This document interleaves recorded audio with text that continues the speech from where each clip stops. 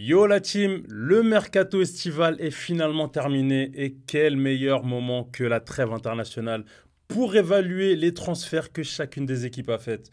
Aujourd'hui, on va évaluer les transferts d'Arsenal, on va les classer du moins bon au meilleur en partant en tout cas par les transferts qui ont été le moins coûteux jusqu'au plus cher.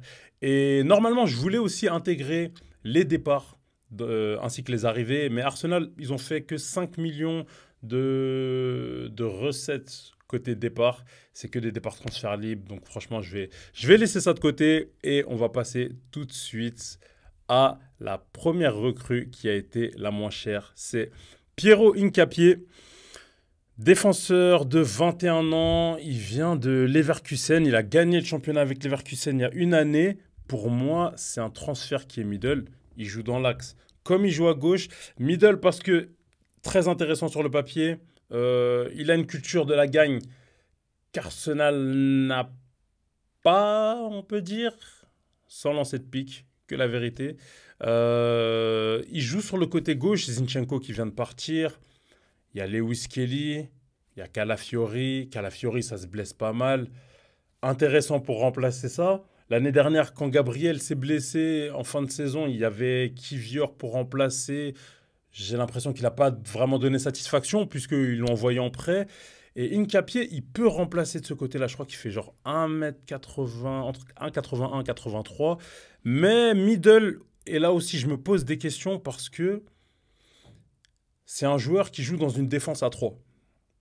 Et là, côté Arsenal, on est dans une défense à 4. Donc déjà, il faut se poser la question, est-ce qu'il va jouer dans l'axe ou à gauche quand il va jouer? Il y a plusieurs compétitions, donc il va certainement jouer. Ça reste néanmoins un bon transfert, selon moi, parce qu'il a la culture de la gagne. Et en plus, c'est un prêt avec option d'achat. Donc pas trop de risques de ce côté-là. Numéro 2, Kepa, arrivé pour 6 millions. Pour moi, c'est un bon transfert parce que Kepa, 27 ans, sort d'une très bonne saison avec Bournemouth. Il a connu une expérience au Real Madrid, il a connu une expérience à Chelsea. Et côté Arteta, il y a cette volonté de challenger ses joueurs, de mettre de la compétition. C'est-à-dire que quand Arsenal est arrivé deuxième pour la première fois et pour la deuxième fois, c'était Ramsdale qui était au goal. Peut-être pas la deuxième fois à vérifier, mais en tout cas la première fois de sûr.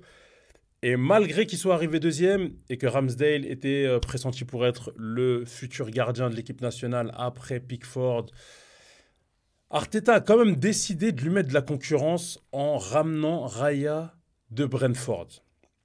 Avec cette concurrence, Raya s'est imposé. Ramsdale voilà, a connu une suite de carrière plus questionnable. Mais là, Raya, ces dernières années, n'avait pas de concurrence. Et mettre Kepa, un gardien qui est dans la fleur de l'âge, il a 27 ans, il a une bonne expérience avec lui. La concurrence, c'est très important. Tu as joué, tu n'as pas joué.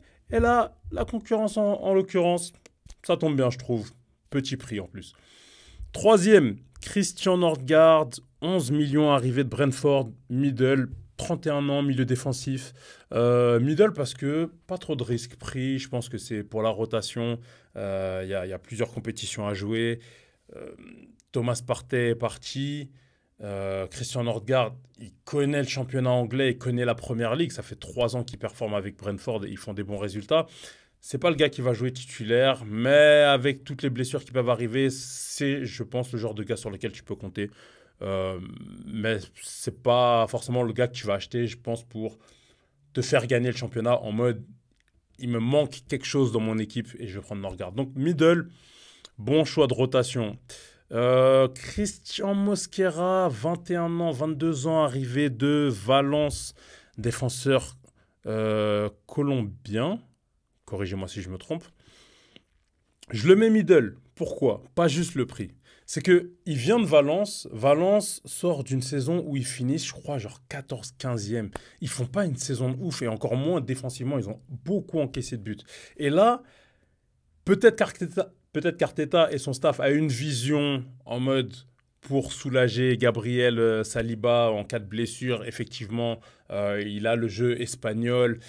Mais pour moi, c'est quand même Pour Valence, une équipe qui a quand même beaucoup pris de buts la saison dernière. Donc, ouais, je sais pas, je suis un peu mitigé. Mais c'est pour la rotation, encore une fois, donc c'est pas forcément un mauvais transfert. On passe au plus gros transfert. Noni Madueke, 56 millions. Pour moi, c'est un flop, ce transfert. Je m'explique. 56 millions pour un joueur, déjà pour moi, qui vient de Chelsea, qui n'était pas titulaire, qui peinait à s'imposer. Enfin, je ne peux pas dire qu'il n'était pas totalement titulaire, hein, mais il n'était pas indiscutable. Il a fini la saison, je crois, avec 4 buts en championnat. Il est anglais, donc dans tous les cas, son prix, il augmente. 56 millions, c'est trop. Et c'est quoi cette manie de toujours aller chercher les joueurs de Chelsea quand vous êtes Arsenal? Je comprends pas. Je comprends pas. Chelsea veut s'en débarrasser parce qu'ils arrivent à recruter un jeune comme Estevao et ils le vendent 56 millions. 56 millions, il y a tellement de choses à faire avec autant d'argent. Pour moi, aller chercher Noni Madueke qui sera à la doublure de Saka, à ce prix-là, c'est un transfert flop parce qu'il y a beaucoup mieux à faire et je suis même pas sûr qu'il va performer autant qu'on attend de lui. Saka, il s'y blesse pas mal aussi. Donc là, typiquement, Saka, il revient, je crois, dans 4 semaines ou un truc comme ça. Ouais, pour moi, non. C'est it's a no. De l'autre côté, Eberechi Eze, pour moi, c'est un transfert goated. 69 millions. Il a 27 ans, il est anglais, il connaît la première ligue. Il a déjà fait mal à plein d'équipes avec Crystal Palace. La saison dernière, il finit sur une excellente note. Il gagne la FA Cup face à City en finale. En début de saison, là, ils ont gagné le Community Shield face à Liverpool. Bon, Eze, il n'a pas joué. Mais Eze, à chaque fois qu'il joue, il débloque les situations. Il était capitaine, numéro 10 dans sa team. Tu récupères un gars qui vient avec une envie déjà de passer au step supérieur, parce qu'il y a la Coupe du Monde, mais surtout de montrer qu'il n'y a pas qu'à Crystal Palace qui peut faire du sale. Tu vois ce que je veux dire? Là, il est à Arsenal. Sur le côté gauche, ce sera pour lui, Gabriel Martinelli. Ciao. Et sur la base de ça, ça fera que on a une attaque qui est méchante avec à gauche Eze, à droite Saka, et en pointe celui qu'on nomme Victor Gyökeres qui est là et que j'ai hésité à mettre dans Goated, mais je vais mettre dans Paris risqué. Pourquoi j'ai hésité à mettre dans Goated? Parce que au Portugal, il fait 2 saisons, 101 matchs, 97 buts. Sur les 97 buts, je crois qu'il y a peut-être 78-80 buts dans le domaine domestique, c'est-à-dire dans le championnat ou en coupe. Et le reste, c'est sur la scène européenne. Donc, il a une expérience européenne où il s'est quand même montré. Il a connu l'Angleterre parce que juste avant le Sporting, il était à Coventry, où il a quand même mis ses 22 buts en une saison. Et là, 27 ans, il vient sommet de son art. Il doit prouver en première ligue, mais je le mets dans Paris risqué parce que c'est un gros prix. Beaucoup de gens disent qu'il est surcoté, à tort ou à raison, on va le voir cette année. Et parce que quand tu arrives en première ligue, il y a ce moment d'adaptation, à part pour les gens comme Haaland. Mais généralement, pour les gros attaquants qui viennent avec des grosses attentes, il y a un bon petit moment d'adaptation et on va voir si c'était réellement la pièce qui manquait à Arteta, parce qu'il manquait un neuf depuis des années pour passer un cap supérieur, ou si c'est encore un gars qui va passer entre les mailles et à la trappe. Et tout dernier, Zubimendi. Martin Zubimendi, 70 millions aussi. J'hésite entre le mettre Goated et bon, mais je vais le mettre bon pour la même raison que j'ai donnée pour Gyökeres. C'est que il vient d'un autre championnat.